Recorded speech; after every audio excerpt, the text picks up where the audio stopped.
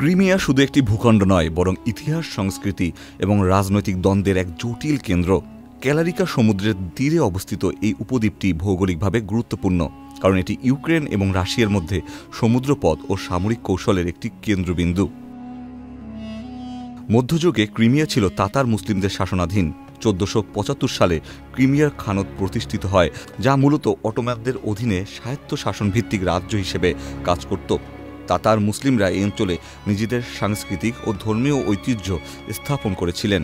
মসজিদ, ইসলামী শিক্ষা প্রতিষ্ঠান এবং নিজস্ব প্রশাসনিক ব্যবস্থা ছিল এইখানে। এই সময় ক্রিমিয়া একটি গুরুত্বপূর্ণ বাণিজ্যিক কেন্দ্র ছিল, যা ইউরোপ ও এশিয়ার বাণিজ্য পথের সংযোগস্থল হিসেবে পরিচিত ছিল। 1783 সালে রাশিয়ার ক্যাথরিন দ্য গ্রেট ক্রিমিয়াকে দখল করে এবং এটি রাশিয়ার অংশে পরিণত হয়। এরপর সোভিয়েত ইউনিয়নের সময় 1954 সালে ক্রিমিয়াকে রাশিয়ার কাছ থেকে ইউক্রেনে হস্তান্তর করা হয়, যা অনেক ইতিহাসবিদ এবং রাজনৈতিক বিশ্লেষককে অবাক করেছিল। এলএমই সার্টিফাইড বিশ্বসেরা কপারে তৈরি ওয়ালটন কেবলস, যা আপনার স্থাপনাকে রাখবে সব সময় নিরাপদ। সোভিয়েত ইউনিয়নের একটি অভ্যন্তরীণ প্রশাসনিক সিদ্ধান্ত হিসেবে এটি করা হলেও এটি ভবিষ্যতের জন্য রাজনৈতিক জটিলতার জন্ম দেয়। ক্রিমিয়া রাশিয়া দখল করে 2014 সালে। তখনই পুতিন ঘোষণা দেন যে ক্রিমিয়া এখন থেকে রাশিয়ার অংশ। এরপর থেকে রাশিয়া ও ইউক্রেনের মধ্যে দ্বন্দ্ব আরও তীব্র হয়।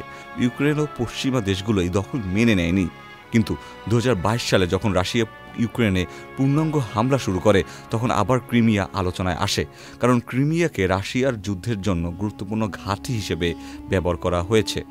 রাশিয়ার যুক্তি হল, ক্রিমিয়ায় প্রধানত রাশিয়ার ভাষাভাষী জনগণ বসবাস করছে এবং তারা রাশিয়ার অংশ হিসেবে নিজেদের চায়। তবে আন্তর্জাতিক আইন ও রাষ্ট্রসমূহের দৃষ্টিকোণ থেকে এই দখল অবৈধ হিসেবে গণ্য করা হয়। ক্রিমিয়া শুধু একটি ভূখণ্ড নয়, এটি ইতিহাসের সাক্ষী।